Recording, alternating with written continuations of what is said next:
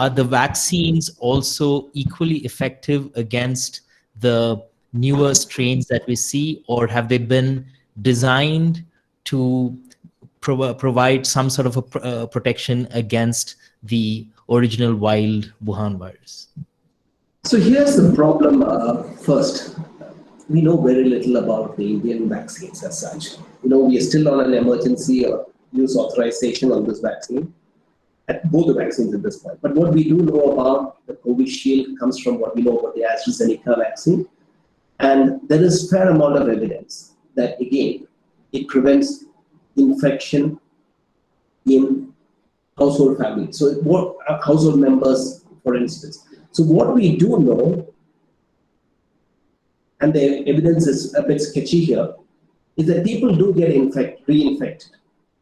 But whether the infection is replication deficient, as in it cannot transmit to others, is something that is emerging. So essentially, you might get reinfected after a vaccine, and we are definitely seeing that in large numbers in many of our settings.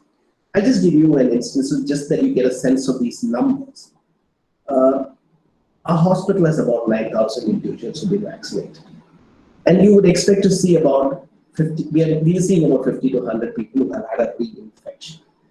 Almost all of them have not had severe disease, right? But if you look at the population that has had a previous infection, that is, they had RT-PCR positivity and they had disease, we had about 1,500 people within the institution who have had it in the first wave. And in the same wave of the pandemic, you will see about 4 or 5 maybe who've got a repeat infection, all of which has been mild. So there is a qualitative difference when we talk about what happens with the vaccine in terms of its ability to infect people versus when you've had a previous infection. So the first thing that I said was that if you've had a previous infection, you're not only likely to have non-severe disease the second time around, you're very unlikely to get infected person. And this stands to reason. Because when you talk about immunity and how viruses spread, this is a mucosal infection. It goes into the nasopharynx. And part of the immunity that we have is what we call a mucosal immunity because of the protection of the mucosa itself. So if you are naturally infected with a virus, you would mount, in addition to antibody formation, which protects you against severe disease, also some kind of a protection against transmission subsequently.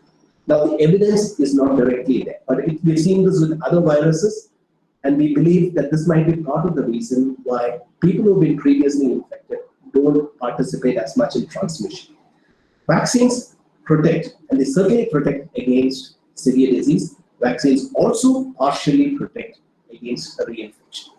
In addition to being partially protected against reinfection, those who get reinfected may not participate as efficiently in onward transmission. So there are 2 ways in which a vaccine can help. One, decreases by about 50% the chance that it will infect somebody else.